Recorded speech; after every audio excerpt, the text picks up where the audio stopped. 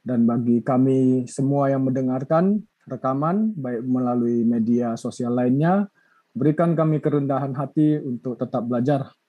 Roh Kudus-Mu ya Bapa menolong kami dalam segala kelemahan kami, agar kami semua terberkati mendapatkan harta yang tak ternilai, yang tidak bisa diberikan dunia, yaitu kami semua para pendengar lebih-lebih lagi mengenal Engkau ya Allah Tritunggal Maha Kudus melalui setiap pemberitaan sukacita dari mulut hamba-Mu Pak Gracia Pelo yang Engkau urapi tentunya. Terima kasih ya Tuhan, kami akan memulai sesi malam hari ini. Engkau berkati semua peralatan dan perlengkapan yang kami gunakan agar dapat bisa berjalan dan digunakan dengan baik. Dalam nama Tuhan Yesus Kristus, kami serahkan sesi pembelajaran ini ke dalam tangan kasih-Mu. Immanuel, amin. Silakan dimulai Pak Gracia.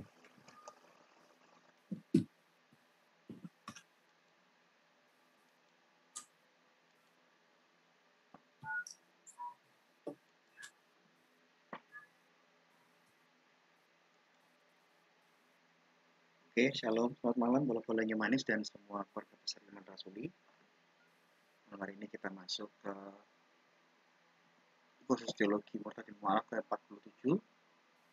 Sekarang kita masuk ke sesi jalannya sidang, pembahasan dan perdebatan di dalamnya, yang mana menyambung materi lalu. Banyak cerita-cerita fiktif hoax yang bertebaran mengenai jalannya Konsili Nikea yang disebarluaskan oleh polemikus Muslim dan kaum bidat. Nikea tahun 45 itu memang benar, itu adalah konsili atas undangan Kaisar Konstantin. Tapi Kaisar Konstantin bukan pemimpin konsili Nikea, bukan yang memutuskan. Dia hanya mengundang konsili seluruh uskup sedunia karena pro kontra ajarannya Arius sudah melebar tidak hanya di Alexandria, tapi pertikaian perdebatan di Kaisarea, terjadi di Lebanon, di daerah Asia Tenggara Turki, di mana-mana. Ini yang menjadi masalah utamanya adalah ajarannya Arius. Logos, firman Allah itu, dia adalah creature, suatu ciptaan atau bukan. Dia adalah sesuatu yang bukan ciptaan, wajib al-wujud, khatim atau kekal. Ini yang menjadi pembahasan di situ. Nah, di dalam Konsili Nikea, selain topik utama adalah mengadili dan menganalisa ajarannya Arius tentang Allah pernah tidak punya firman, banyak topik-topik sekunder yang dibahas dan menjadi keputusan konsili. Topik sekunder di Konsili Nikea itu yang masuk dalam keputusan kanon itu menyangkut masalah-masalah pastoral. Bagaimana aturan-aturan administrasi keuskupan, bagaimana aturan penerimaan orang-orang yang habis dieksekusi, yang diekskomunikasi, bagaimana puasa liturgi, termasuk pernyataan Athanasius tentang susunan Alkitab yang wajib dibaca oleh gereja-gereja. Itu adanya di Konsili Nikea.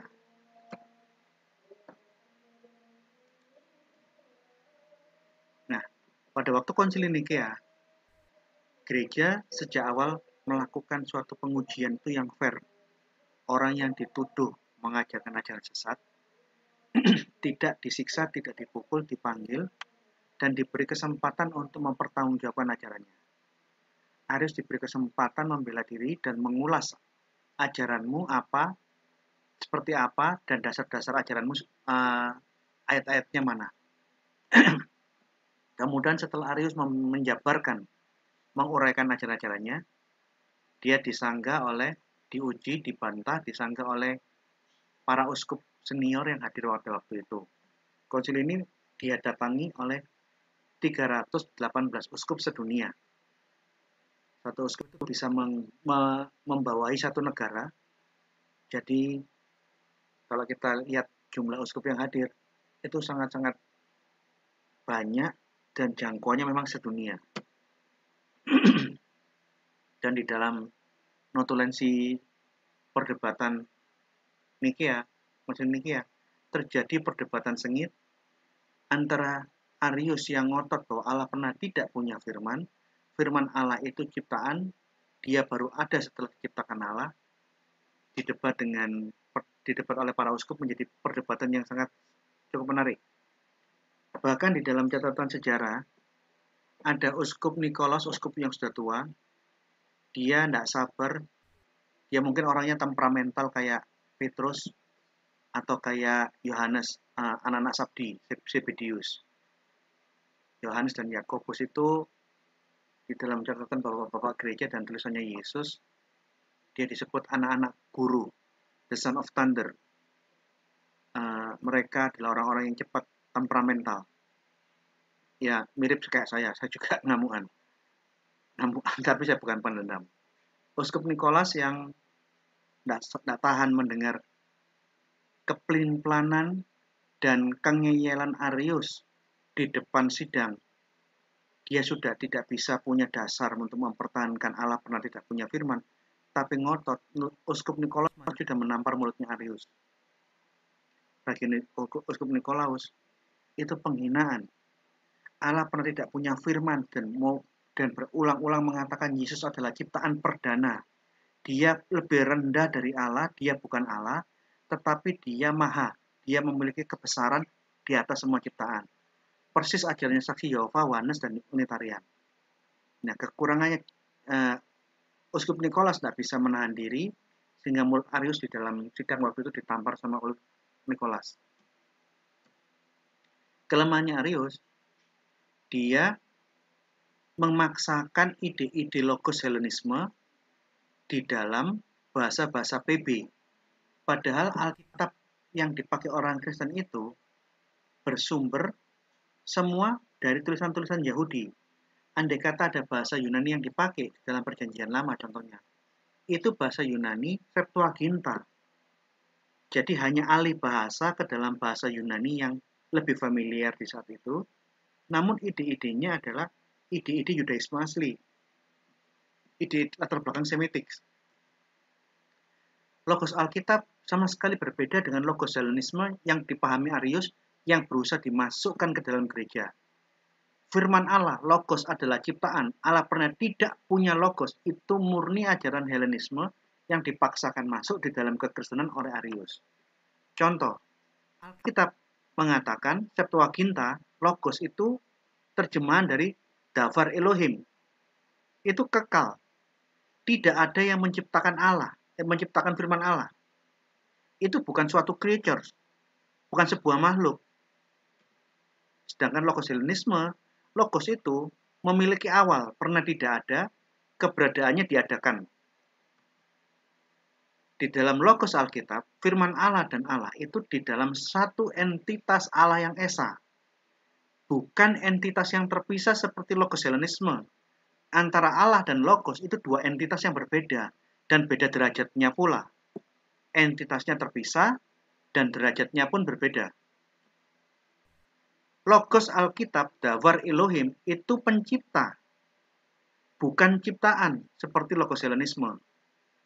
Jadi, di dalam logos Helenisme, keberadaan logos itu ada karena diciptakan secara emanasi. Ini merupakan salah satu mekanisme penciptaan yang asing di dalam Yudaisme, yang asing di dalam Alkitab, karena di sepanjang tulisan Alkitab, kita tidak pernah mengenal penciptaan dengan cara emanasi. Ini murni ide-ide Helenisme. Jadi di dalam logos Helenisme, logos itu sesuatu yang bukan Allah. Dia tidak sederajat dengan Allah, dia lebih rendah, dia diawali oleh waktu, namun dia lebih tinggi dari semua ciptaan yang ada. Nah, logos Helenisme ini yang dipahami oleh Arius, yang dipaksakan dan diajarkan di dalam gereja.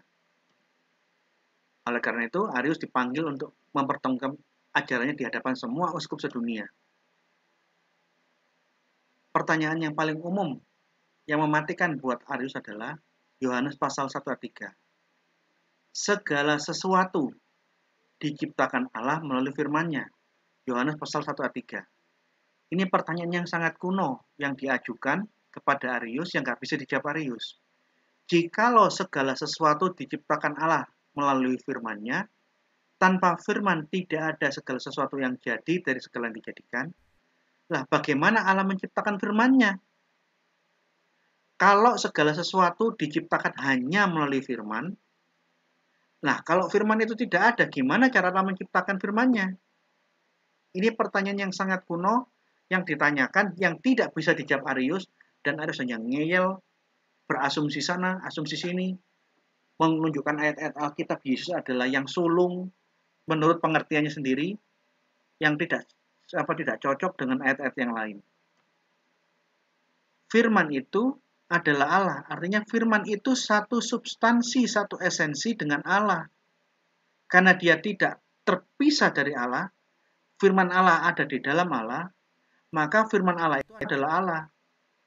Dia sejak khadim bersama-sama dengan Allah. Tidak pernah Allah terpisah bercerai dengan firman-Nya. Yohanes pasal 1 ayat 2. Firman Allah Logos sejak khadim bersama dengan Allah. Ayat 3. Segala sesuatu, everything, diciptakan, dijadikan oleh firman. Tanpa Logos, tanpa firman, tidak ada yang jadi dari segala yang dijadikan. Lah, kalau segala sesuatu dijadikan Allah melalui firman-Nya, jikalau Allah pernah tidak punya firman, cara Allah menciptakan firman-Nya ini seperti apa?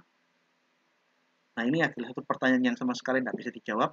Seperti yang diajarkan Yosua Tewu, jadi ajarannya Arius itu persis dengan ajaran Yosua Tewu yang lagi ramai dengan muridnya. Jadi Yosua Tewu ini pemimpin ajaran pemimpin ajaran Oneness yang percaya Yesus itu ciptaan, seperti ajarannya Arius, hanya dia melakukan sedikit variasi, sehingga ada perbedaan.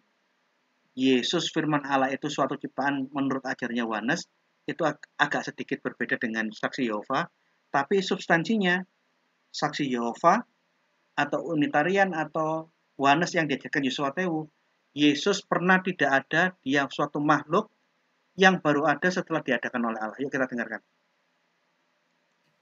Ya, kalau ini pun benar, misalkan kita mengerti seperti ini. Jadi firman itu kan dikatakan keluar dari Bapa. Ya, bukan ada dengan sendirinya di dalam kekekalan. Jadi ada 3 pribadi Allah, ya, pribadi Allah Bapa, Allah Anak, pribadi Allah Roh Kudus. 3-tiganya ada dengan sendirinya, tidak ada yang menyebabkan keberadaan mereka. Mereka ada secara bersama-sama, menyatu dalam kesatuan keilahian Allah dan seterusnya, rumusan-rumusan seperti itu juga akan tabrakan kalau dikatakan firman itu keluar dari Bapa. Nah, disinilah perbedaan antara ajaran ortodoks dengan ajarannya ide-ide Arius, saksi Yehova, dan Oneness yang diajarkan Yosua Tewu. Keluarnya roh firman Allah dari Allah itu di dalam ajaran ortodoks, firman Allah keluar dari Allah tanpa meninggalkan Allah. Allah tidak pernah tidak punya firman. Oleh karena itu, di mana ada Allah, Allah selalu beserta dengan firman-Nya dari kekal sampai kekal. Sedangkan Unitarian, saksi Yehova, dan Yosua Tewu melakukan analisa, melakukan tafsir yang berbeda, yang tidak sejalan dengan ajaran Alkitab maupun ajaran-ajaran Rasul. Yuk kita dengarkan lagi. Ya, kalau firman itu keluar dari Bapa, roh itu keluar dari Bapa. Tidak cocok rumusan Tritunggal yang mengatakan Allah itu adalah 3 pribadi eksistensial secara kekal, ya, berkeberadaannya bersama-sama. Jadi memang Yosua Tewu mempercayai firman Allah itu keluar dari Bapa, itu artinya terpisah. Dia baru ada setelah keluar, terpisah dari Bapa. Jadi antara Allah dan firman-Nya itu benar-benar berbeda dan terpisah. Ini yang dipahami, yang diajarkan oleh ajaran sesat Oneness. Oneness itu ya Yosua Tewu dan muridnya itu Saifuddin Ibrahim. 2 orang tokoh yang sedang berseteru ini, dua-duanya teologinya sama, Oneness, anti Tritunggal. Yuk kita teruskan lagi. Berarti ayat-ayat di dalam Alkitab yang mengatakan anak itu keluar dari Bapa, firman itu keluar dari Bapa, Roh Kudus itu keluar dari Bapa, itu salah dong. Ya. Nah, makanya saya senang sekali bahasan ini, bahwa firman itu keluar dari Bapa. Jadi pada awalnya, pada mulanya adalah Allah sendiri. Ya. Tidak ada yang lain, gitu loh. Pada mulanya Allah itu sendirian, dia tidak punya firman, tidak punya roh. Semua ini baru ada di kemudian hari. Yuk kita dengarkan lagi. Penjelasannya kita dengarkan baik-baik. Penjelasannya, doktrinnya, wanesnya Yosua Tewu berikut ini. Bahkan pada mulanya Allah ini belum berbicara soal Bapa, Anak, dan Roh Kudus, belum. Allah yang adalah roh. Karena dalam Kejadian 1 ayat 2, di awal ditampilkan soal roh. Ditekankan roh Allah. Karena Allah ini punya hakikat roh. Jadi bukan Allah itu hakikat sebenarnya kalau kita bicara di Alkitab. Yang hakikat itu adalah roh. Nah, terus hakikat kedua dari Allah adalah pribadi. Jadi makanya Allah itu jadi jamak, kata kita itu karena sejak itu dia mempunyai dua hakikat. Nah, jadi di dalam pandangannya Wanes yang diajarkan Yosua Tewu, Allah itu mengalami perkembangan dari sendiri, tidak punya apa-apa, kemudian dia ciptakan sesuatu instrumen untuk melengkapi dirinya, sehingga dia menjadi jamak. Sekarang dia punya firman, yang dulunya tidak punya firman. Kemudian dia punya ini, yang dulunya tidak punya ini. Punya itu, yang dulunya tidak punya itu. Jadi Allah di dalam pandangannya Yohanes ini sesuatu yang terus berkembang. Kita dengarkan lagi. Ajarannya ini menarik untuk dibahas. Sebagai roh dan sebagai pribadi, gitu. Nah, kapan dia punya pribadi? Saya sudah bahas di Wahyu 3 ayat 14, yang berkaitan dengan Kolose 1 ayat 15, Amsal 8 ayat 22 sampai 24 dan seterusnya. Apa yang disampaikan oleh Yosua Tewu di depan layar Anda ini, Wahyu 3 ayat 14, Kolose 1 ayat 15, Amsal 8 ayat 22 itu adalah ayat-ayat gacuannya Yehova. Saya udah bertemu dan berdebat dengan saksi Yehova berkali-kali. Cara mereka menjelaskan bahwa Allah itu pernah tidak punya firman. Firman itu adalah sesuatu yang lebih rendah dari Allah, bukan Allah, namun lebih tinggi dari semua ciptaannya. Semua menggunakan ayat-ayat ini. Apa yang diucapkan oleh Yosua Tewu barusan ini, Wahyu 3:14, Kolose 1:15, Amsal 8:8. Ini khas ayat-ayat gacuannya saksi Yehova yang menyebarluaskan ajaran Allah pernah tidak punya firman. Allah mengalami perkembangan di dalam dirinya. Ini persis. Yuk, dengerin.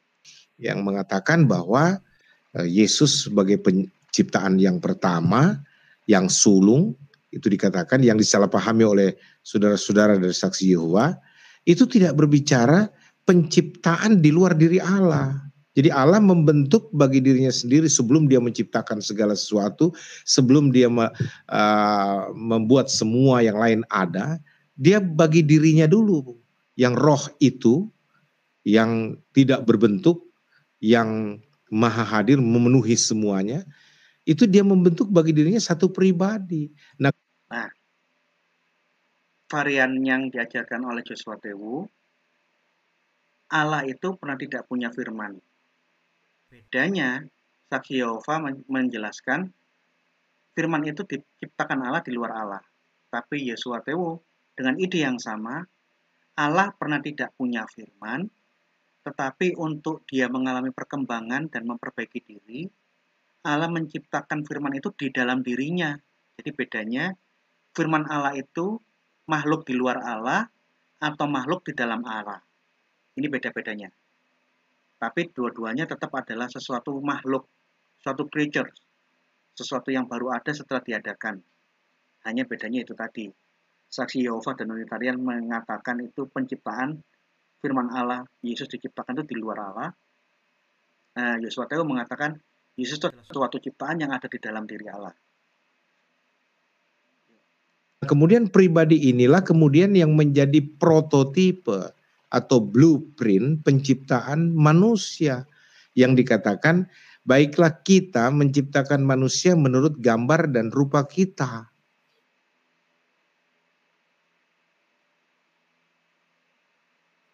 Ya, jadi kalau bicara gambar dan rupa kita itu adalah yang ini pribadi, ya Allah dalam eksistensi pribadi, hakikat pribadi. gitu. Nah, kemudian inilah yang menjadi apa? Percontohan atau blueprint saya katakan tadi, prototipe penciptaan manusia. Sehingga manusia diciptakan seperti Allah. Yang mana itu? Bukan yang roh, tapi yang pribadi itu, saudara-saudara yang kasih. Nah, jadi ingat baik-baik dalam Alkitab yang saya mengerti ya, yang saya mengerti. Kalau lain pengertian Anda, ya tidak ada masalah, nggak usah ribut gitu loh. Ya, yang saya mengerti bahwa Allah itu roh adanya. Yang jadi masalah itu bukan seperti sesederhana itu. Kita juga percaya Allah itu roh, bedanya kami percaya Allah itu sempurna dan tidak ada pertumbuhan di dalam diri Allah. Allah sudah paripurna, tidak bisa berkurang ataupun bertambah.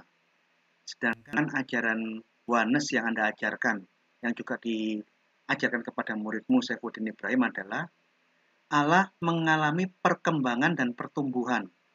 Allah pernah tidak punya firman, dia memperlengkapi dirinya dengan cara membuat firman agar dirinya yang tidak punya firman menjadi punya firman.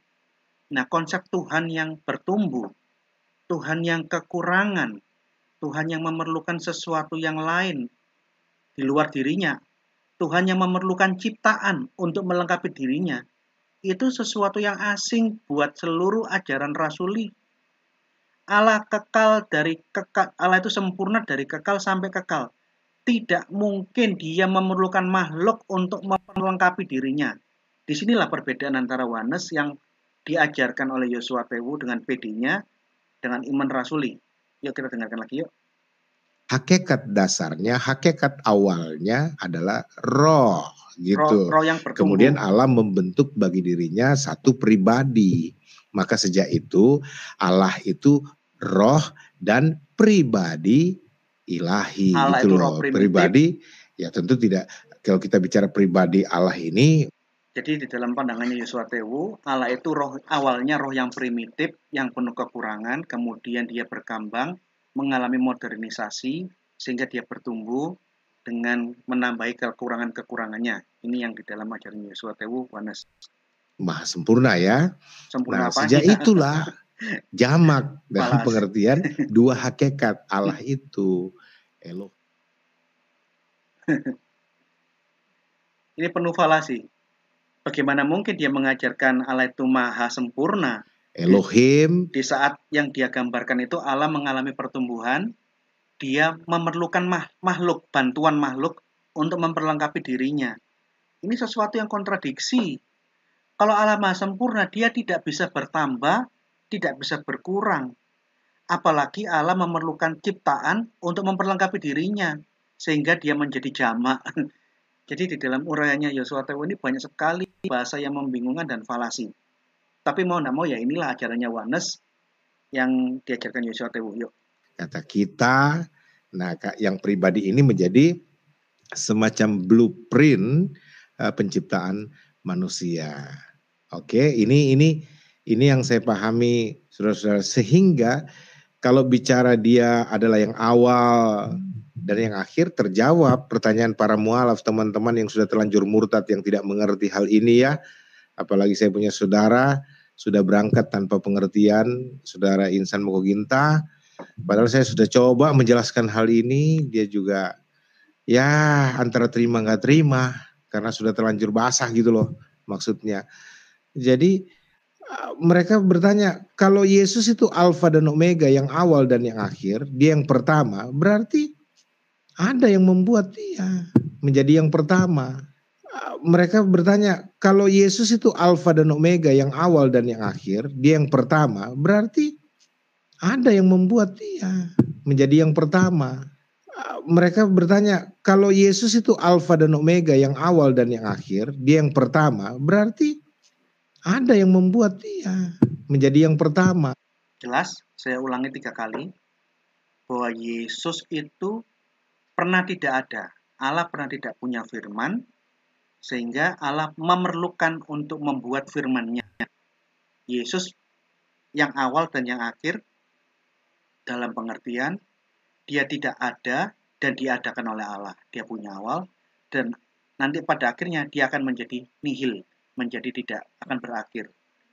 Ini menarik. Ini ajarannya Yohanes yang sangat menarik. Gitu. Sebenarnya kalau pertanyaannya seperti itu benar juga, karena contoh ya, kalau kita kaji lagi Kejadian 1 ayat 3 ya. Yang pertama Tuhan ciptakan dalam 6 hari penciptaan itu, hari pertama Tuhan ciptakan bukan langit dan bumi. Yang Tuhan ciptakan terang. Lalu Yesus tampil dan mengatakan, I am the light of the world. Ini kekacauan eksegese. Terang di dalam perjanjian lama itu benda-benda di angkasa penerang. Sedangkan akulah terang dunia itu bahasa kiasan. Karena Yesus mengucapkan akulah terang dunia itu untuk dua hal. Untuk dirinya sebagai kata kiasan, ungkapan akulah terang dunia, tapi Yesus juga mengatakan kamulah terang dunia. Suatu kota di atas gunung tidak akan tersembunyi. Tidak pernah orang menyalakan pelita dan menaruhnya di dalam gantang. Tapi menggunakan kalimat apa? Kamu, kita semua adalah terang dunia. Jadi kata terang dunia yang diucapkan Yesus itu kata kiasan. Terang dunia yang ada di dalam Kejadian pasal 1 itu benda penerang di angkasa. Jadi metode yang digunakan oleh Pak Yesua Tewu untuk menafsirkan ayat Alkitab ini kacau balau. Yang jelas, dia berkali-kali mengatakan Yesus itu makhluk yang baru ada setelah diadakan Allah. Ini akan menjadi masalah. Kok bisa makhluk dianggap pencipta? Kok bisa Yesus yang suatu makhluk dianggap Allah? Allah itu tidak diciptakan, Pak. Tapi dari mulutnya Pak Yesua Tewu sendiri mengatakan Yesus itu yang berawal, pernah tidak ada. Dia baru ada setelah diadakan Allah. Ini menjadi kacau, menjadi menarik untuk dibahas. Yuk. Saya adalah terang dunia. Ya, dialah yang pertama-tama diciptakan. Mendasari semua ciptaan yang lain, bahkan kalau saya mau katakan itu luar biasa. Dia dikatakan. Ya, jadi ajarannya Yesua Tewu bahwa Yesus yang kita imani itu ternyata dia bukan sesuatu yang kekal karena dia berawal dan dia berakhir. Nah, ini yang menjadi masalah. Nah, ajaran yang seperti inilah yang dibahas oleh bapak-bapak gereja 318 uskup di Nikea. Kita lihat penciptaan di dalam Alkitab. Pada Kejadian pasal 1 ayat 1 2 3, Allah mencipta mencipta dengan firman-Nya. Berfirmanlah Allah, jadilah terang, maka terang itu jadi. Jadi Allah menciptakan sesuatu, kalau dia ingin menciptakan sesuatu, dia hanya berkata jadilah sesuatu itu, maka sesuatu itu jadi. Pengertian yang sama, ajaran yang sama tertulis di dalam Yohanes pasal 1 ayat 3. Segala sesuatu dijadikan oleh dia, oleh firman. Tanpa logos, tanpa firman, tidak ada segala sesuatu yang jadi dari segala yang dijadikan. Ini prinsip bahwa Allah menciptakan segala sesuatu dengan firman-Nya.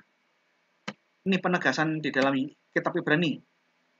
Setelah pada zaman dahulu Allah berulang kali dalam berbagai cara berbicara kepada nenek moyang kita dengan perantara nabi-nabi, maka pada zaman akhir ini ia telah berbicara kepada kita dengan perantara anaknya, yang telah ia tetapkan sebagai yang berhak menerima segala yang ada. Oleh dia, Allah menjadikan alam semesta. Oleh Yesus, Allah menjadikan alam semesta. Kalau kita lihat,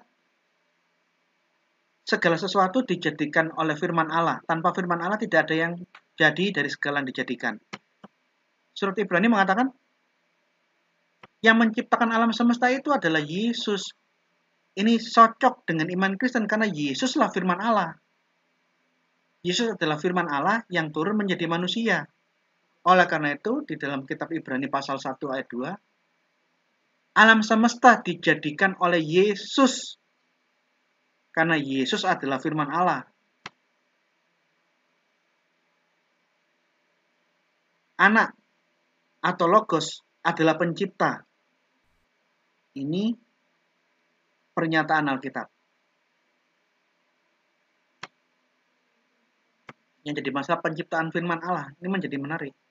Kalau segala sesuatu diciptakan oleh firman, dan dengan cara apa Allah menciptakan firman-Nya? Dengan cara apa coba? Arius tidak bisa jawab, tapi ngeyel terus sampai-sampai sebelah kiri ini Uskup Nikolas. Uskup Nikolas itu sudah tua. Dia gregetan dengan mulutnya presbiter Arius yang masih muda, sombong tapi kumaki apa kemelindi kalau dalam bahasa Jawa itu orangnya sok-sokan, sudah tidak bisa menjawab tapi ngeyel. Akhirnya Uskup Nikolas yang sudah tua nggak sabar, dia berdiri dan dapat tempiling ini. Kurang ajar. Bagaimana mungkin kamu menggambarkan Allah tidak punya firman? Kalau Allah pernah tidak punya firman, Allah perlu sesuatu untuk memperlengkapi dirinya. Kalau Allah perlu suatu pertumbuhan, Allah memerlukan sesuatu untuk membuat dia lebih sempurna, itu bukan Allah yang diajarkan perjanjian lama dan perjanjian baru.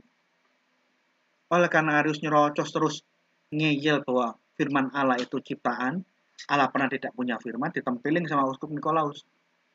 Dan inilah temperamennya Uskup Nikolaus itu kekurangan saya, karena saya memang punya latar belakang yang khas, membuat saya kalau saya debat sama orang-orang Muslim di Facebook, seringkali saya lihat dia bulat, muter-muter, stromen falasi atau menggunakan argumentasi yang berputar-putar, saya damprat mereka di Facebook.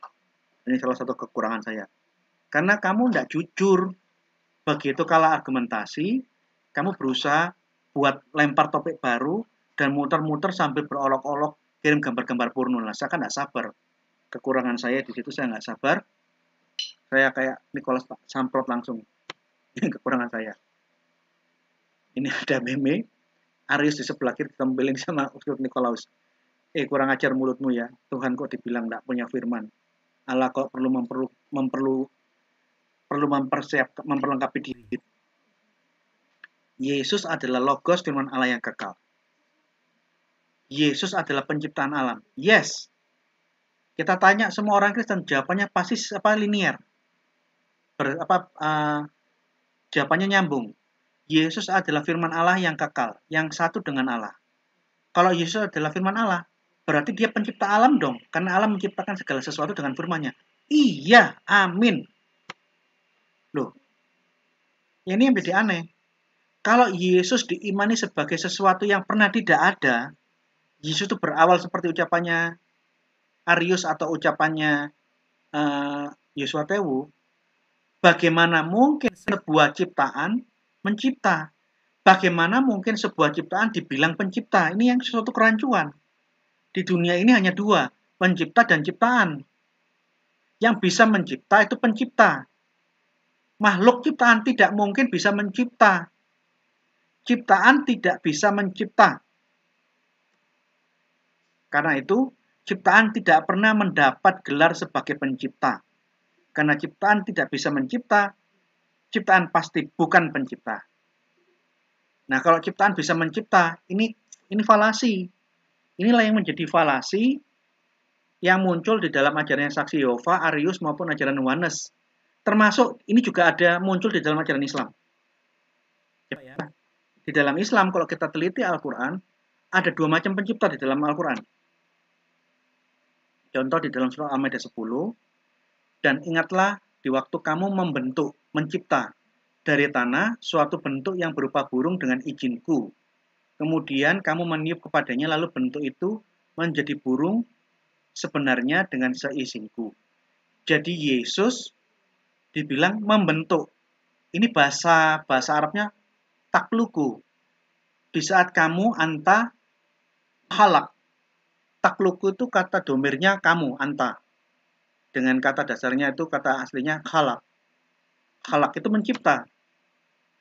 Yesus, kamu mencipta suatu makhluk hidup atas seizinku. Nah ini menjadi sesuatu yang perlu dipikirkan.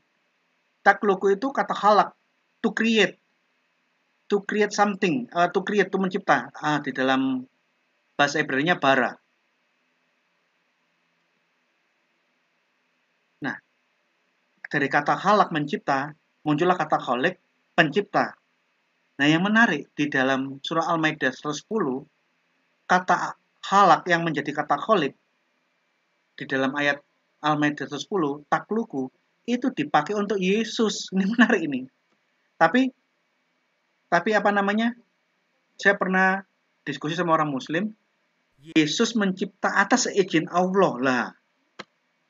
Kalau kalimatnya seperti itu, maka mau nggak mau ada dua pencipta dong. Kalau Yesus mencipta atas izin Allah, itu berarti bukan satu pencipta. Paham nggak? Kalau Kristen dia konsisten. Hanya ada satu pencipta. Allah mencipta dengan firman-Nya. Firman Allah satu dengan Allah, satu substansi dengan Allah. Oleh karena itu firman adalah Allah. Islam ada dua pencipta. Yang bisa mencipta adalah Allah Subhanahu wa taala dan Isa. Bedanya Allah itu pencipta KW1, pencipta peringkat pertama. Yesus adalah ciptaan yang bisa mencipta atas izin Allah. Artinya Yesus adalah pencipta dengan peringkat kedua di bawah Allah. Ini menarik ini, doktrin ayatnya umat muslim. Jadi kita dapat lihat paralelisasinya. Yesus mencipta burung dari tanah menjadi burung hidup. Ini paralel mirip dengan penciptaan Adam yang dibuat dari tanah liat dan diberi nafas kehidupan oleh Allah Subhanahu wa taala dalam iman Islam. Jadi kalau Kristen konsisten, hanya ada satu Allah, hanya satu yang kekal, hanya satu pencipta. Kalau di dalam Islam ada dua pencipta dengan dua peringkat. Allah yang Maha Kuasa, itu peringkat pertama, pencipta pertama. Pencipta kedua hanya untuk Yesus. Yang di dalam Islam ini menarik. Yesus adalah nabi yang diberi kuasa untuk mencipta atas izin Allah. Apapun penjelasanmu tentang ayat ini, setidak-tidaknya ada dua pencipta. Pencipta pertama Allah, pencipta kedua adalah Yesus atas izin Allah. Ini menarik ini. Jadi di dalam konsili gereja, yang mengajarkan ajaran sesat itu dikasih waktu untuk bicara, diadili, dibedah. Kalau tidak bisa mempertahankan ajarannya sesuai dengan Alkitab dan ajaran-ajaran Rasuli, baru diusir. Bukan dibunuhi seperti cara-cara Islam yang kita bahas kemarin. Kalau ada ajaran yang sesat, pihak yang menentang itu bukan berdiskusi dan mempermasalahkan ajaran ini. Pihak yang menentang menyusun kekuatan untuk membunuh kelompok yang dianggap sesat. Nah, cara-cara itu tidak ada di dalam cara-cara gereja awal. Dan ini keputusan Konsili Nikea secara garis besar. Credo Syahadat Nikea mengatakan Allah itu Esa. Allah yang Esa itu satu dengan firman-Nya. Firman Allah atau anak itu satu substansi dengan Bapa. Karena firman Allah ada di dalam Allah, satu substansi, satu esensi dengan Allah, maka firman adalah Allah. Dan di dalam bahasa yang lain, firman Allah itu satu ousia. Firman Allah itu homoousius. Dia satu ousia di dalam Sang Bapa.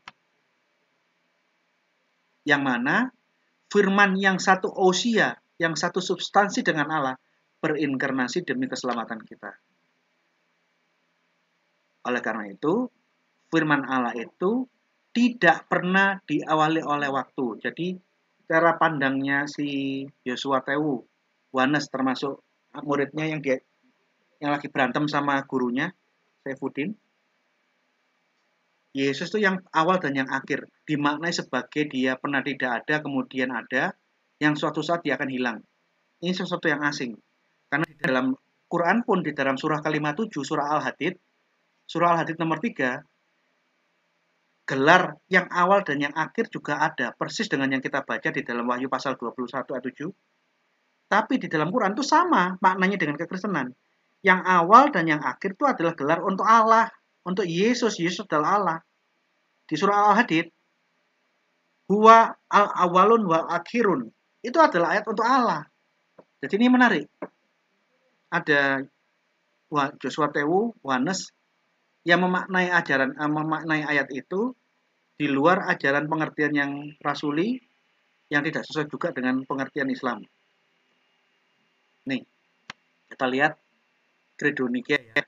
Kami percaya kepada satu Allah. Ini kalimat pertama. Jadi seluruh orang Kristen sedunia, seluruh uskup sedunia datang dan menyatakan diri bahwa dia percaya dengan monoteisme. Allah itu cuma satu. Bapa itu adalah Sang Khalik, pencipta langit dan bumi, dan segala sesuatu yang kelihatan dan yang tidak kelihatan. Kami percaya kepada satu Tuhan, penguasa, Yesus Kristus, Putra Allah yang tunggal. Yesus Kristus firman Allah yang satu-satunya yang dimiliki Allah. Dia dilahirkan, terang dari terang, Allah sejati dari Allah sejati, dilahirkan, tidak diciptakan. Satu substansi dengan Sang Bapa yang olehnya segala sesuatu diciptakan. Terang dari terang. Yesus adalah terang yang keluar dari Allah yang adalah terang. Yesus adalah firman Allah yang adalah Allah itu sendiri. Dia adalah Allah sejati yang keluar dari wujud Allah, yang adalah Allah. Jadi kata dilahirkan itu tidak boleh dimaknai sebagai yang diciptakan. Itu tidak ada hubungannya dengan dilahirkan dalam pengertian dia diawali oleh waktu. Bukan seperti itu. Itu bicara tentang aktivitas. Bukan mengenai keberadaannya itu diawali oleh waktu. Maka dijelaskan di dalam Credo Nikea, Yesus dilahirkan, tapi tidak diciptakan. Kenapa? Firman Allah tidak pernah diciptakan oleh siapapun. Firman itu, firman Allah yang ada di dalam Allah, itu satu esensi, satu substansi dengan Sang Bapa. Karena firman Allah itu satu substansi dengan Sang Bapa, maka firman Allah adalah Allah. Nih, yang demi kita, firman Allah itu keluar dan berinkarnasi demi kita, turun karena demi keselamatan kita dari surga. Berinkarnasi, nuzul menjadi manusia, bukan nuzul menjadi buku yang diimani Islam. Kita tidak percaya firman nuzul jadi buku. Kita percaya firman itu berinkarnasi menjadi manusia oleh kuat kuasa Roh Kudus dan melalui perawanan manusia menjadi manusia. Yesus disalibkan pada zaman Pontius Pilatus, menderita dan dikuburkan, pada hari ketiga bangkit dari antara orang mati sesuai dengan kitab suci. Naik ke surga, duduk di sebelah kanan Bapanya, dan dari sana ia akan datang dalam kemuliaan untuk menghakimi yang hidup dan yang mati, yang kerajaannya tidak pernah berakhir.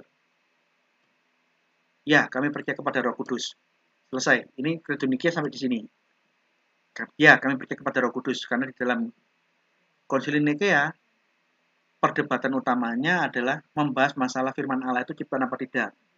Karena Roh Kudus belum diotak-otik, belum ada ajaran yang sesat tentang Roh Kudus, dia cuma sampai sini toh. Nanti pada waktu Konsili Konstantinopel, ada Eutyches yang mengajarkan Roh Kudus pernah tidak ada. Nah, baru dia dibahas.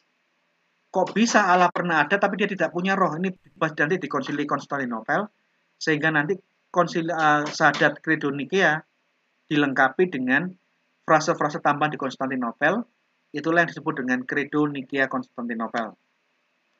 Setelah ini baru di dalam Credo Nikea ada peringatan dan kutukan.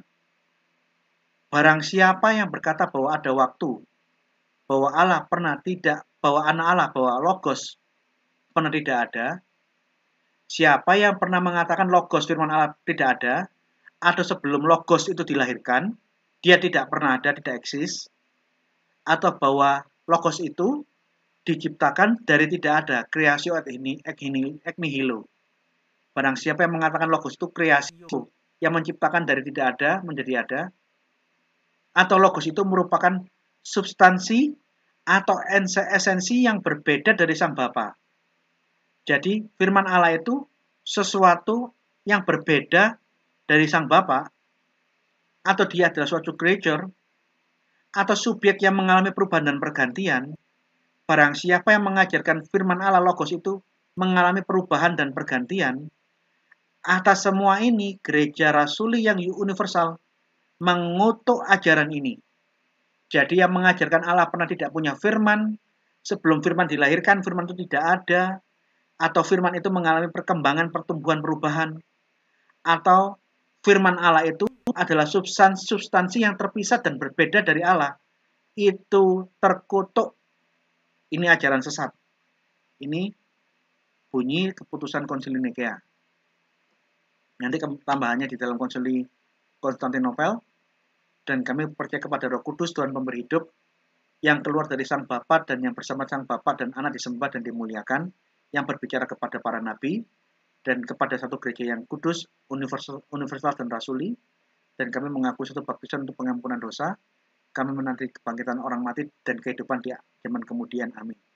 Ini tambahan yang akan muncul nanti pada waktu pembahasan tentang Roh Kudus, yang menurut ajarannya Eutyches, Roh Kudus pernah tidak ada. Allah menciptakan Roh Kudus, melengkapi dirinya dengan menciptakan Roh Kudus di kemudian hari. Nah, ini gara-gara ada ajaran sesat seperti itu dibahas di Konstantinopel. Akhirnya frase yang belakangan ini disatukan dengan pengakuan iman Nikea menjadi pengakuan Nikea Konstantinopel. Sekarang pertanyaannya, Tritunggal. Anda cari sampai bongkok tidak ketemu pembahasan Tritunggal di dalam Konsili Nikea. Dari pengakuan iman yang saya baca, mana ada kata Tritunggal? Tidak akan pernah. Tritunggal tidak tertulis dan tidak dibahas.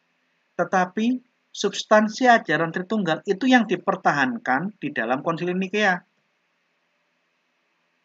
di mana seluruh gereja rasuli 318 uskup mempertahankan bahwa Allah itu esa dalam 3 pribadi, berbeda tapi tak terpisahkan, dan tentang kristologi yang benar. Ini yang ditegaskan, yang dipertahankan, yang itu menjadi substansi ajaran Tritunggal. Bahwa Allah itu esa, di dalam Allah yang esa, terdapat pluralitas di dalam keesaan Allah. Allah punya firman, dan Allah punya hidup. Ini yang dipertahankan. Mustahil Allah tidak Tritunggal. Allah itu esa wujudnya, dia memiliki firman dan dia hidup. Itulah Elohim Ehad. Allah yang esa yang dipertahankan bapak-bapak gereja tahun 325 di Nikea. Jadi Allah selalu bersama dengan firman dan selalu bersama dengan Roh Kudusnya. Bapa, Anak, Roh Kudus semua disembah dan dimuliakan sebagai satu Allah yang esa. Bapa, Anak, Roh Kudus, Allah, firman Allah dan Roh Allah, ini semua adalah wajib al-wujud. Tidak ada yang menciptakan Allah, tidak ada yang menciptakan firman Allah, tidak ada yang menciptakan Roh Allah. 3 hipostasis ini semua ada di dalam satu ousia. 3 pribadi Allah ilahi ini semua ada di dalam satu wujud Allah. Semua wajib al-wujud. Jadi kalau kita ngomong tentang Yesus dalam menurut iman rasuli yang dipertahankan di Konsili Nikea, Logos firman Allah kekal, dia bukan ciptaan seperti ajaran Arius, bukan ciptaan seperti ajaran Yosua Tewu. Di dalam frase bahasa Yunaninya, Theos Genestos, dilahirkan dari Allah. Maksudnya, itu bukan dia itu sesuatu yang baru ada. Bukan seperti itu. Karena di dalam penjelasan Bapak-Bapak gereja, firman Allah itu dilahirkan, tapi firman Allah itu keluar dari Allah tanpa meninggalkan Allah. Oleh karena dikatakan dilahirkan, bukan diciptakan. Jadi pengertian firman Allah itu sesuatu entitas yang terpisah dari Allah, ini yang ditolak oleh Konsili Nikea. Firman Allah itu homoousios. Dia satu ousia, satu substansi, satu esensi dengan Allah. Dia bukan esensi yang berbeda. Oleh karena itu ditegaskan firman Allah itu ada di dalam Allah. Kai holokos en prostonteon, ada pada Allah. Oleh karena itu, ini yang kita bicarakan sampai kredo ini adalah topik primer di dalam Konsili Nikea. Topik primernya seperti ini. Tapi topik-topik sekunder itu ada banyak. Ada beberapa puluh kanon lainnya tentang keputusan Konsili Nikea yang tidak hanya menyangkut masalah kesesatan ajarannya Yohanes, Allah itu pernah tidak punya firman. Contoh di dalam keputusan minor Konsili Nikea, Athanasius membacakan daftar surat-surat yang harus dibaca oleh gereja, yaitu 27 kitab perjanjian baru. Ini bukan dirapatkan dan dipilih-pilih, hanya penegasan. Tidak pernah ada rapat di Konsili Nikea yang membahas tentang kitab-kitab PB, tidak pernah ada. Jadi pada waktu pembahasan keputusan kanon-kanon konsili,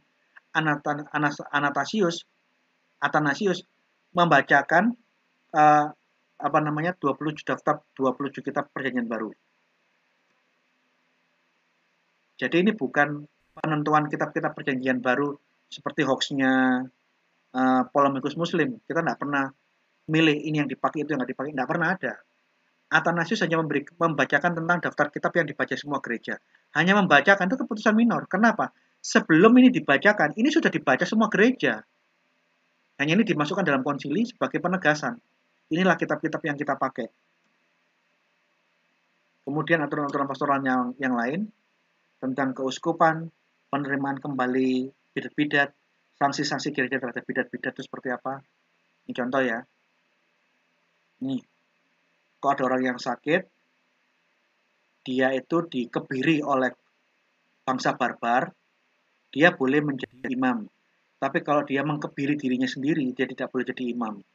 Jadi siapa yang dengan sengaja memotong kelaminnya atas inisiatif sendiri, dia tidak boleh jadi imam. Tapi kalau dia diperlakukan seperti itu karena dilakukan oleh suku-suku barbar, itu dia masih dapat diizinkan menjadi imam, menjadi biarawan. Ini konon kedua.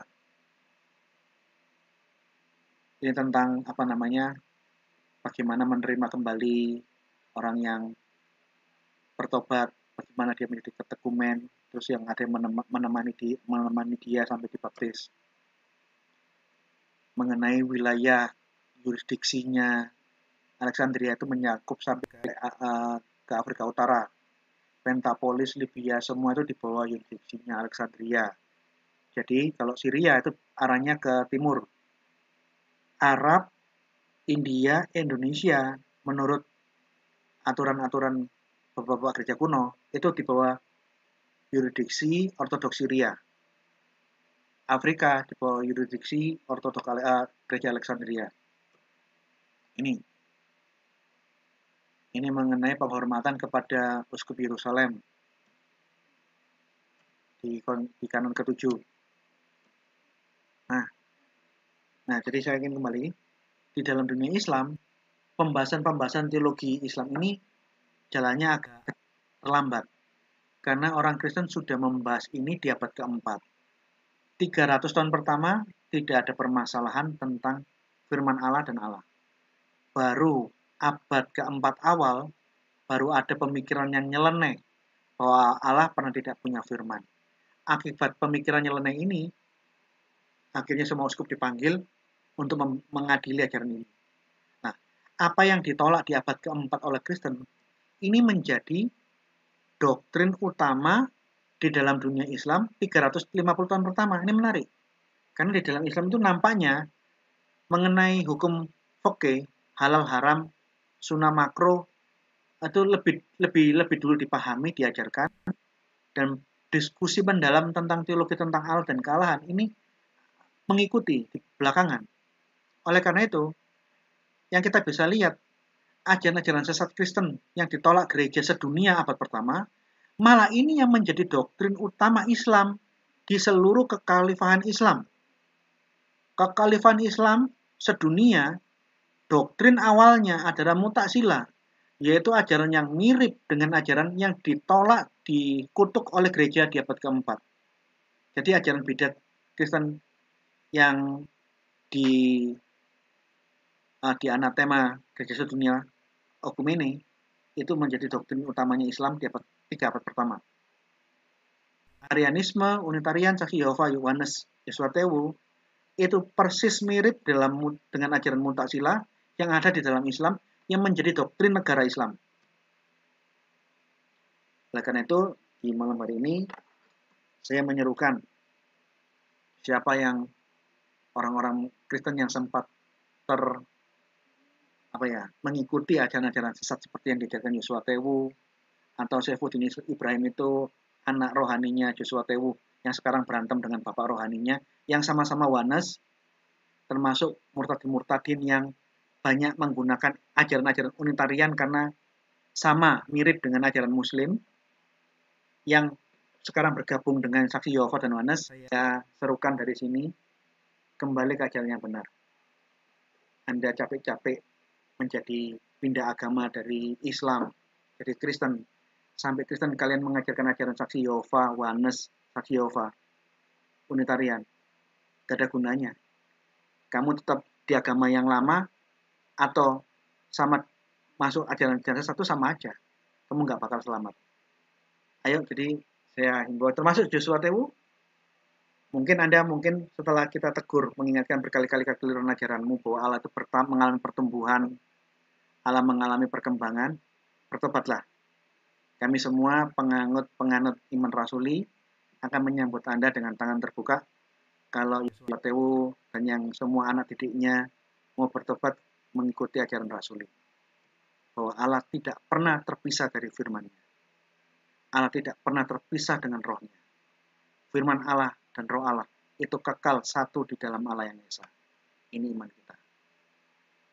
Jadi mengenai ajaran-ajaran Kristen ya saudara-saudara, saya bukan hanya ngajar sebagai pengajarnya keluarga iman rasuli.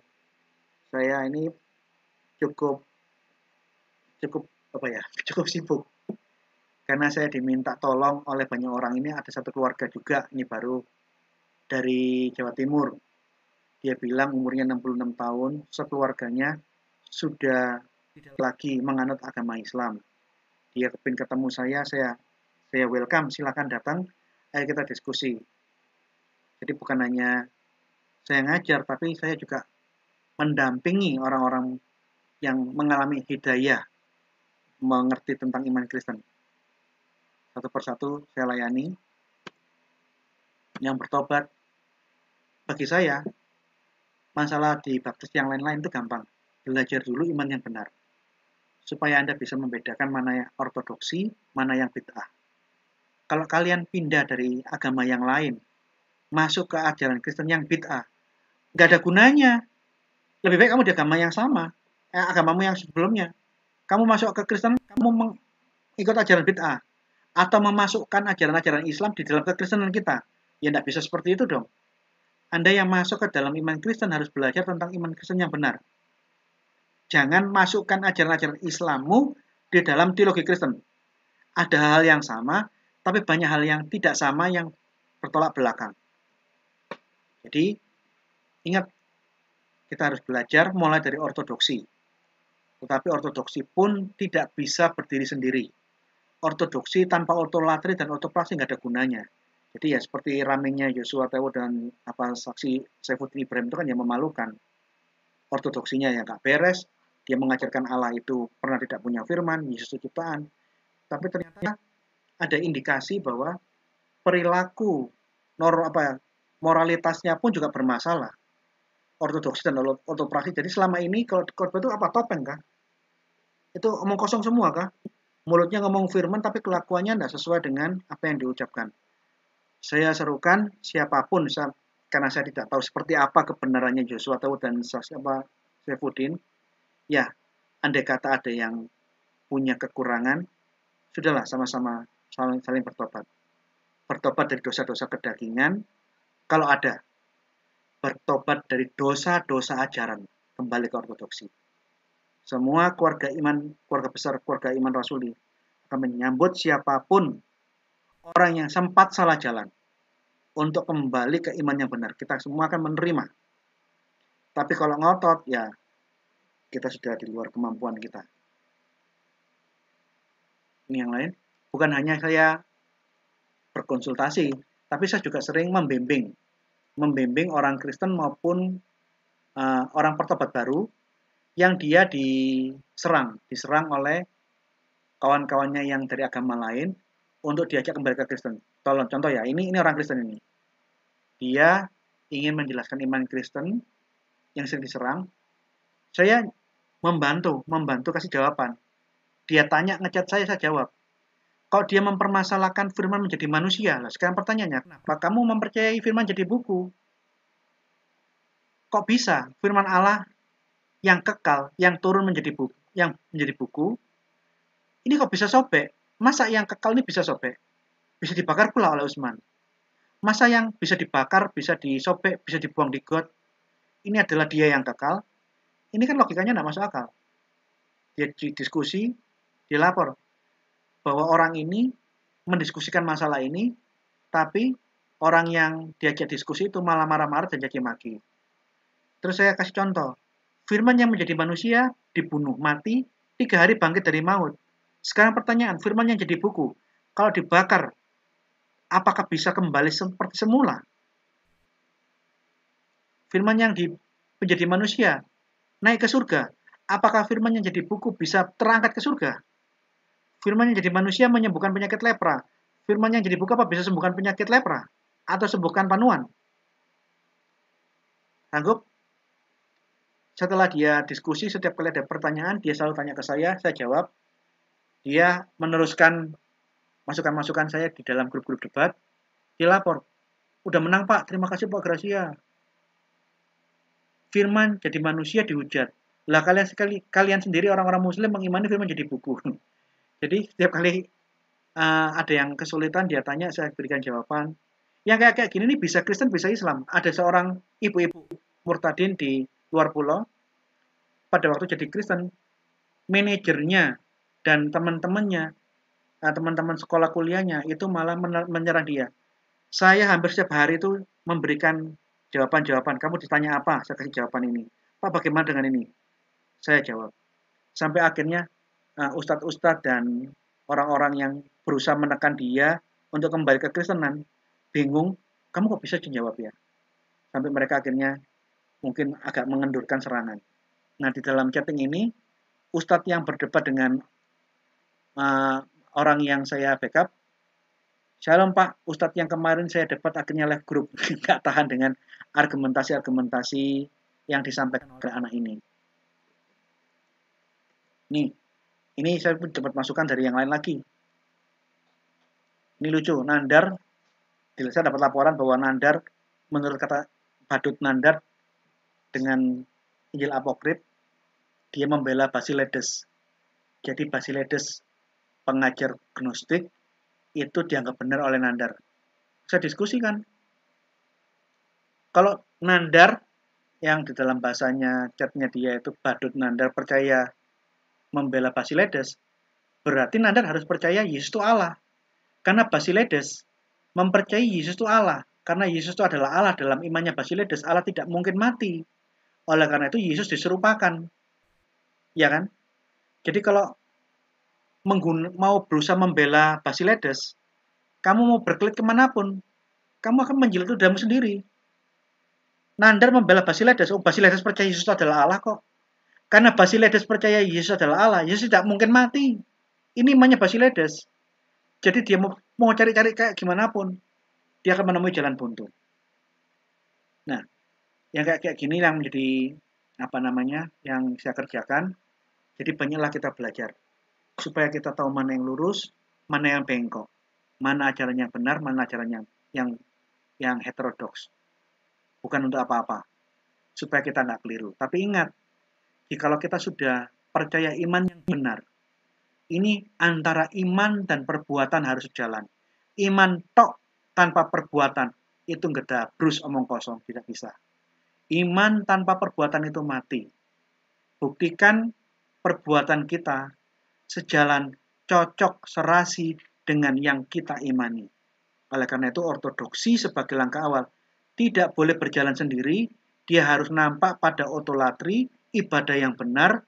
Kalian yang percaya Yesus pasti suka beribadah di gereja, suka puasa, suka berdoa, dan juga ortopraksi. Perilaku tutur kata kita sebagai pengikut Kristus itu berbeda dari orang yang tidak mengenal Yesus. Ya, demikian materi ini. Terima kasih. Baik, terima kasih Pak Gracia. Sangat baik penjelasannya hari ini. Kiranya Roh Kudus menghidayahkan terang yang keluar dari segala terang. Bagi teman-teman yang Kristennya nyempil, ya mungkin simak baik-baik pengajaran supaya ortodoksinya menjadi lebih baik, dan kembalilah kita, tangan Tuhan terbuka untukmu.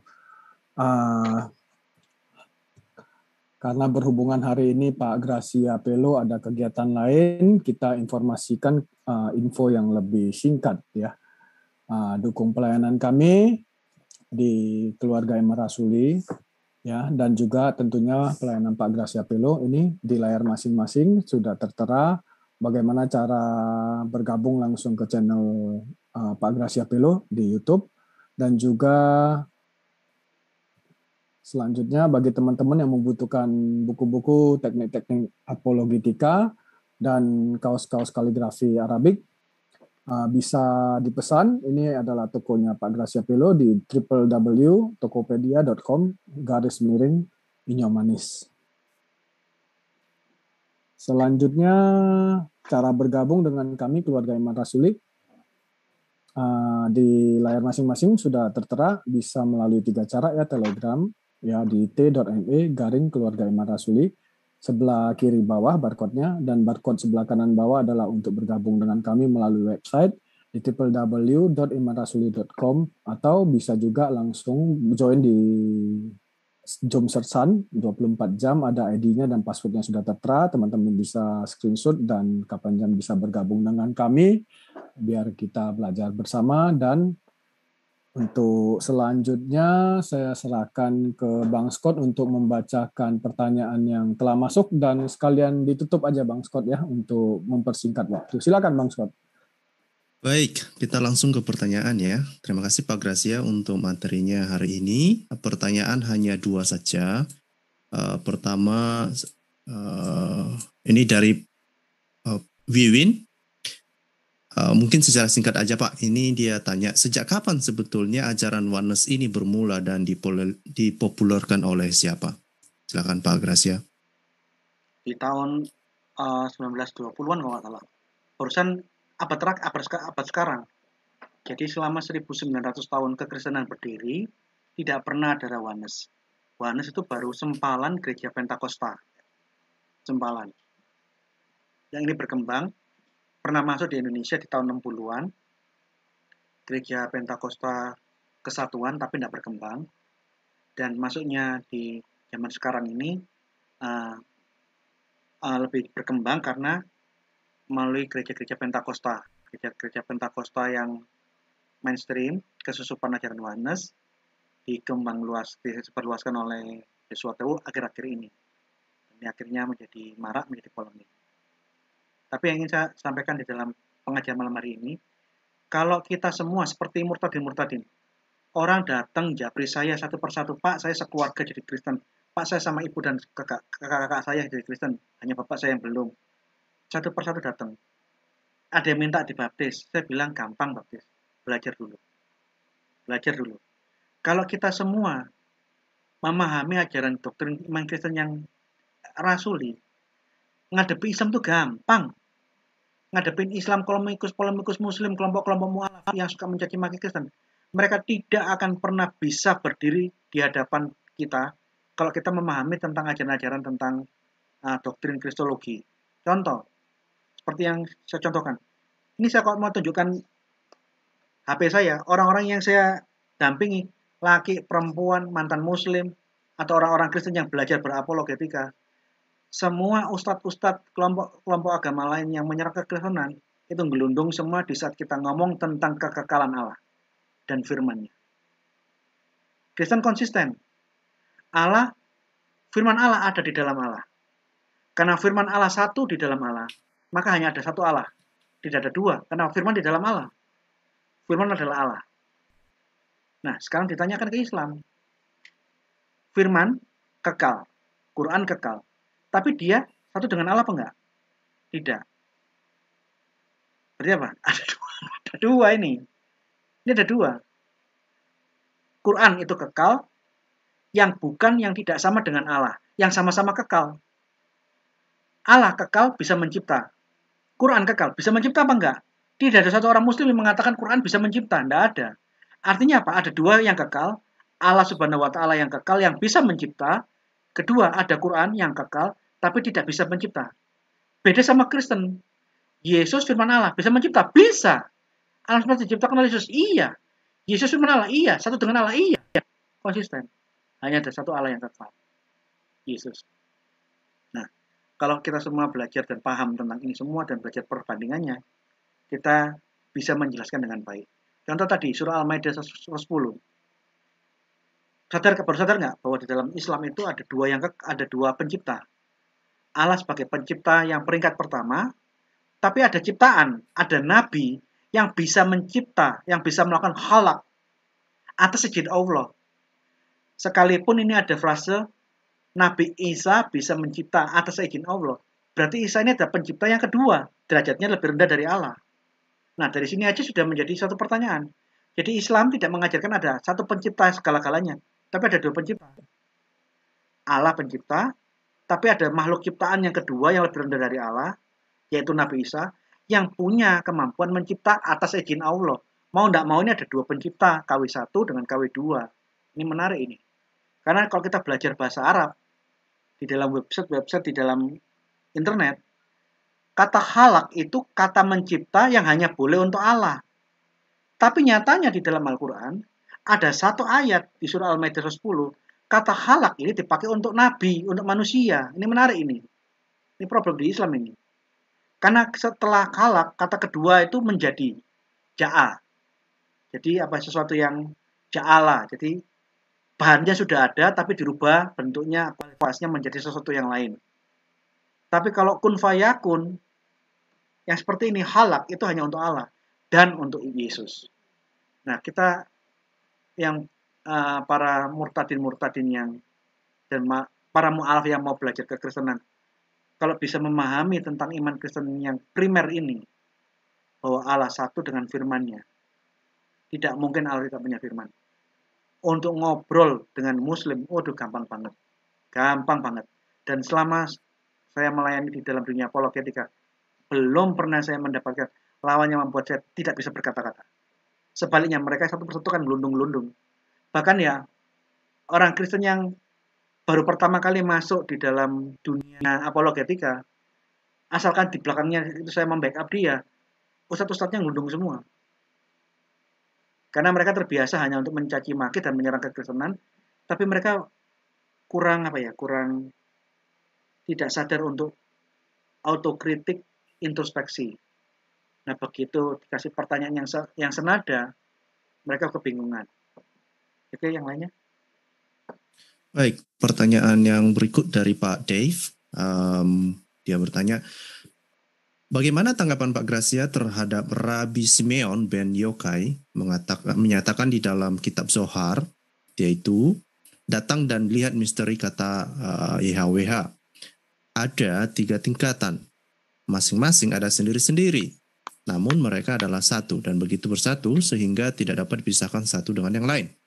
Di mana pernyataan ini hampir sama seperti yang dinyatakan oleh Tertullianus tentang doktrin Trinitas. Silakan Pak Gracia.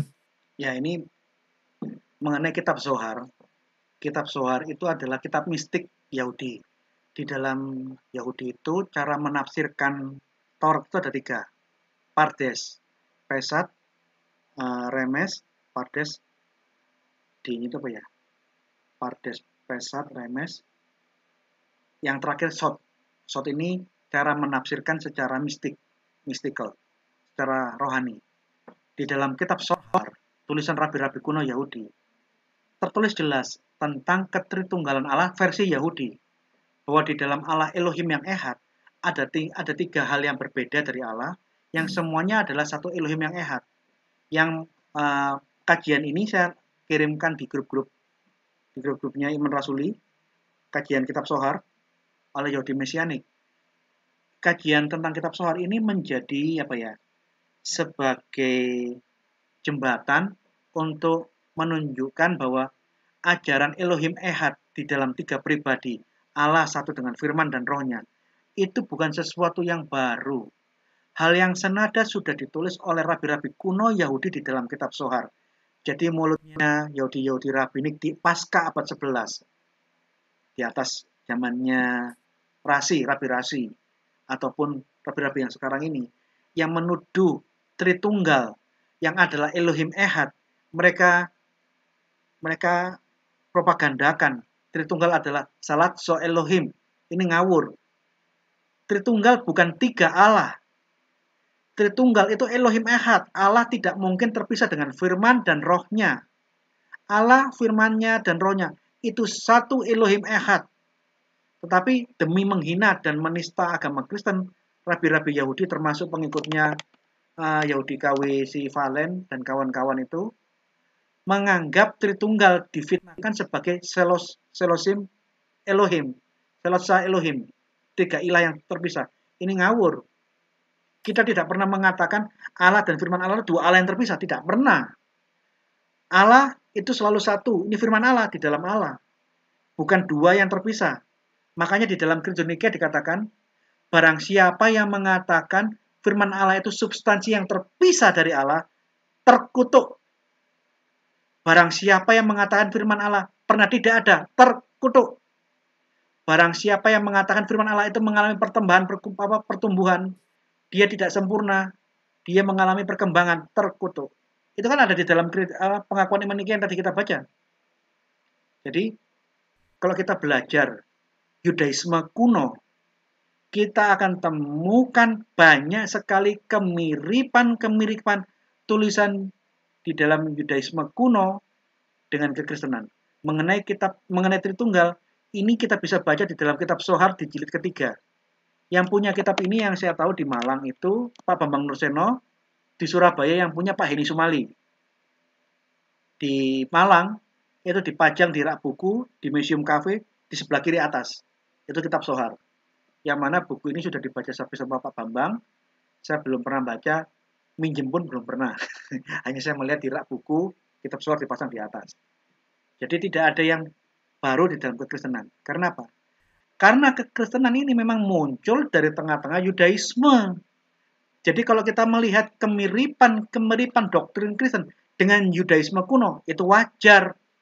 Tapi kekristenan ini yang sama dengan Yudaisme kuno, ini menjadi berbeda dengan kekristenan dengan doktrin-doktrin Yahudi modern. Yahudi modern yang baru dikembangkan di atas abad 10, abad 11. Ini Yahudi yang membangun teologinya mereaksi kekristenan yang lebih dulu ada. Nah, teologi konflik yang dibangun oleh orang-orang Yahudi modern, ini banyak yang bertentangan. Bukan hanya bertentangan dengan kekristenan, dia bertentangan dengan doktrin-doktrin ajaran-ajaran Rabi Yahudi kuno yang sebelumnya. Contoh ya, di dalam Yesaya pasal 5 pada waktu Joe dan Didit debat dengan Valen dan Nandar, saya lihat di YouTube itu, Valen dengan ngawurnya, dengan bohong, dia mengutip Rabi Yahudi modern. Kalau mengutip Rabi Yahudi modern sampai zamannya Rasi, Yesaya 53, hamba Tuhan yang menderita itu diterjemahkan, ditafsirkan sebagai bangsa Indonesia, bangsa Israel. Itu kalau kita menggunakan tafsir rabi-rabi modern. Saya tahu itu. Tapi coba Anda lihat Talmud. Baca Halakha, baca Midras.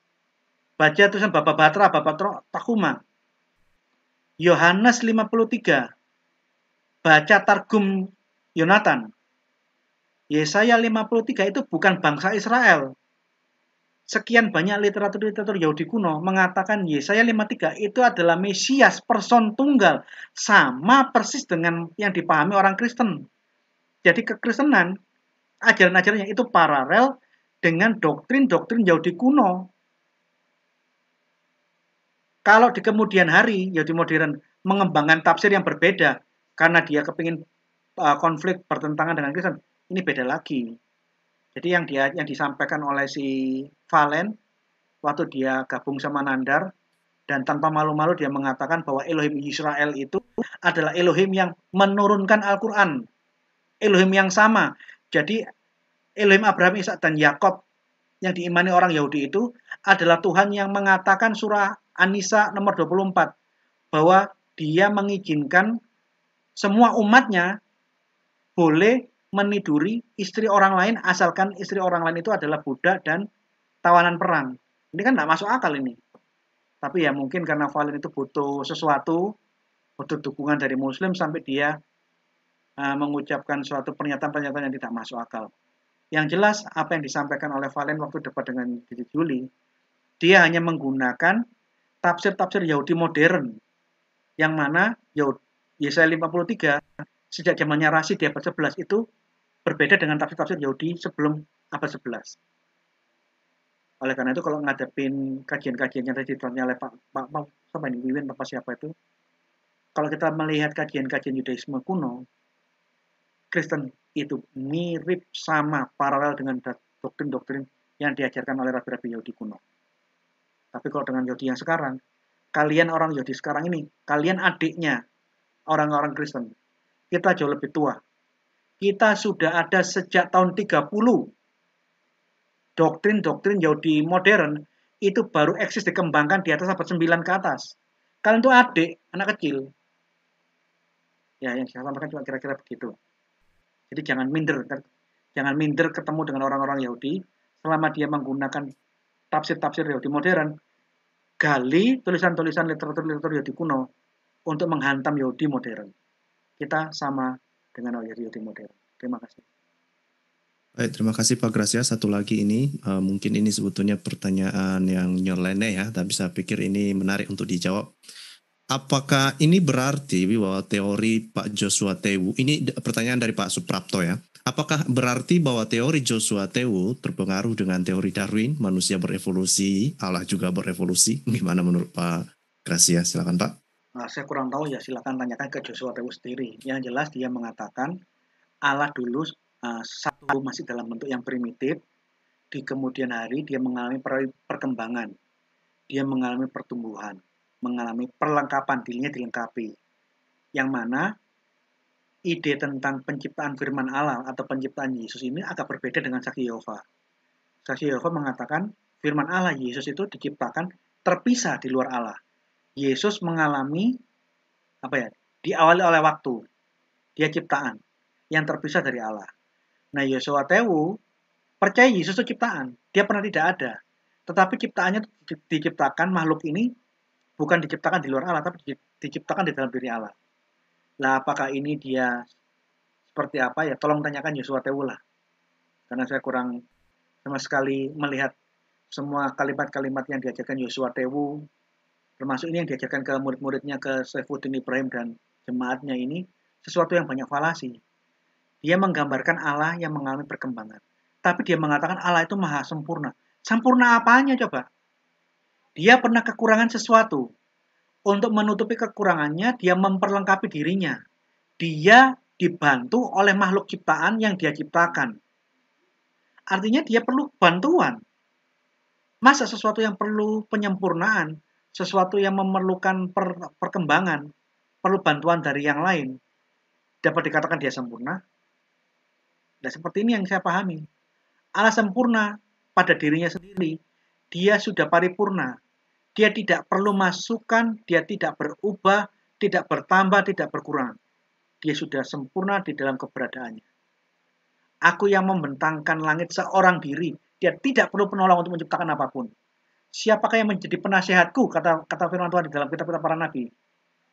Siapa yang menjadi penasihatku? Aku mau tanya sama siapa coba? Dia tidak perlu tanya siapapun. Kenapa? Dia sudah sempurna di dalam dirinya sendiri.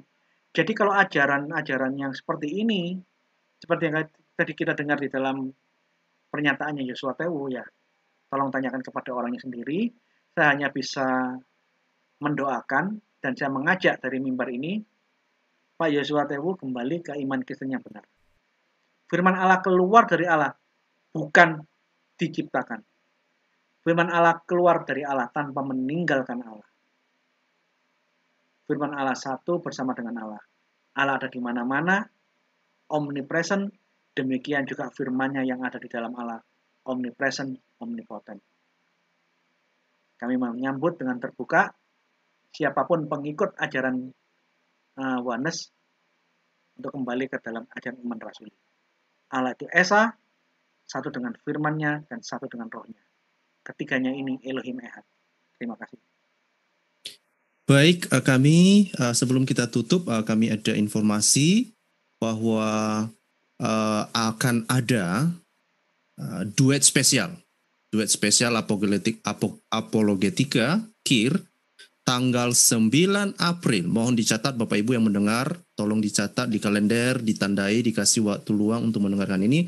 Tanggal 9 April 2022 di Zoom Sersan dengan tema Kesalahpahaman Islam tentang Trinitas bersama dengan Dr. Deking Gadas, Pak Gracia Pelo, Pak Jimmy Jeffrey, dan Dr. Pangeran Manurung dari Asasi. Jadi ini akan menjadi event yang sangat luar biasa.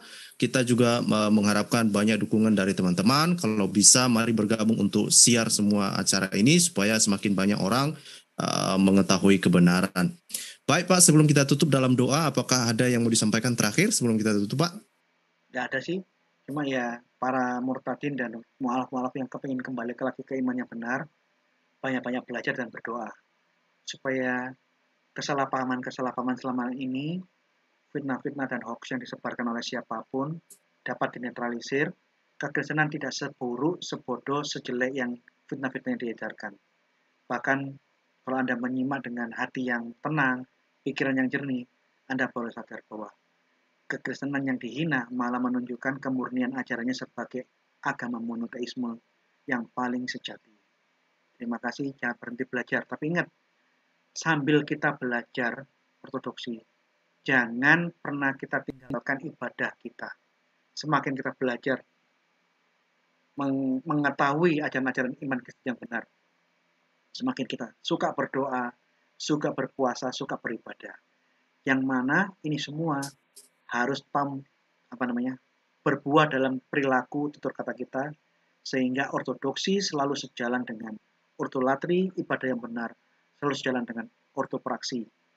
Hal yang saya lihat dengar dari konfliknya Yosua Tewu dengan muridnya, sama-sama kelompok Wanes ini, Saifuddin Ibrahim, itu ya sesuatu yang memalukan lah. Semoga hal ini jangan sampai terjadi di kita semua.